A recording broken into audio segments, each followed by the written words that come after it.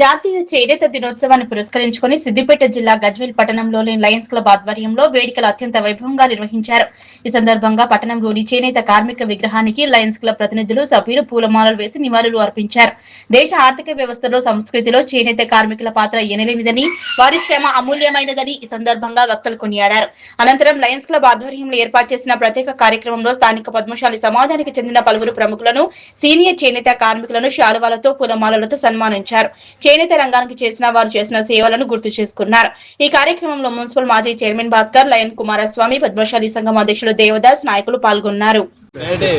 జాతీయ చేనేత కార్మిక దినోత్సవానికి పుస్తకం ఇచ్చేసినటువంటి లయన్స్ క్లబ్ అధ్యక్షులు, ఉపాధ్యక్షులు, మాజీ మున్సిపల్ చైర్మన్ మరియు అదేవిధంగా డైరెక్టర్లకు అందరికీ కూడా పేరు పేరున శుభాకాంక్షలు తెలియజేస్తా ఉన్నాను. చాలా సంతోషం. ఈరోజు మరి లయన్స్ క్లబ్ తరఫున మాకు ఈ యొక్క ఘనంగా సన్మానించడం, మా కార్మికులను మమ్మల్ని సన్మానించడం చాలా సంతోషంగా ఉంది. వారికి ప్రత్యేక ధన్యవాదాలు తెలియజేస్తా ఉన్నాను. మరి ముఖ్యంగా మరి చేనేత విషయం లోపల వస్తే కార్మికులకు ఈరోజు ప్రభుత్వము మరి ఎంతో చేయవలసిన ఉంది. వారికి బీమా పథకాలు కానీ, మరి ఈరోజు పక్క రాష్ట్రమైన ఆంధ్రప్రదేశ్ రాష్ట్రంలో మరి సబ్సిడీ కింద ప్రతి సంవత్సరం ఒక కార్మికుడికి 25,000 రూపాయలు సబ్సిడీ కింద సంవత్సరానికి జమ చేస్తుంది. అదే మాదిరిగా మరి మన ప్రభుత్వం కూడా, కాంగ్రెస్ ప్రభుత్వం ఇక్కడ ఉన్నది కాబట్టి వారు కూడా మరి ప్రభుత్వాన్ని డిమాండ్ చేస్తూ ఉన్నాము. వారికి కూడా ఒక 25,000 ప్రతి సంవత్సరం సబ్సిడీ కింద జమ చేయవలసిన బాధ్యత ప్రభుత్వానికి ఉంది. చేనేత వృత్తిని మన కళాకారులను పోషించవలసిన బాధ్యత కూడా మన సమాజానికి ఉన్నది. మరి ఈ యొక్క అవకాశం ఇచ్చినటువంటి మా పెద్దలకు అందరికీ లయన్స్ క్లబ్ వారికి కూడా ధన్యవాదాలు తెలియజేస్తాను.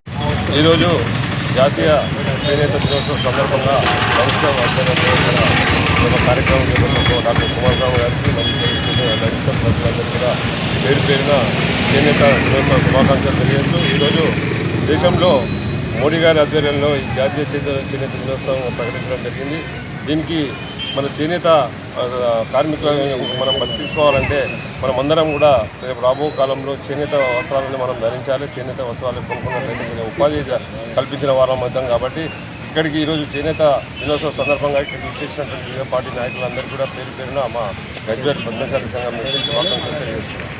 జాతీయ చేనేత దినోత్సవం సందర్భంగా స్థానిక చేనేత సహకార సంఘం సభ్యులను కలిసి వారి శుభాకాంక్షలు లయన్స్ క్లబ్ స్నేహ ద్వారా తెలియజేయడం జరిగింది.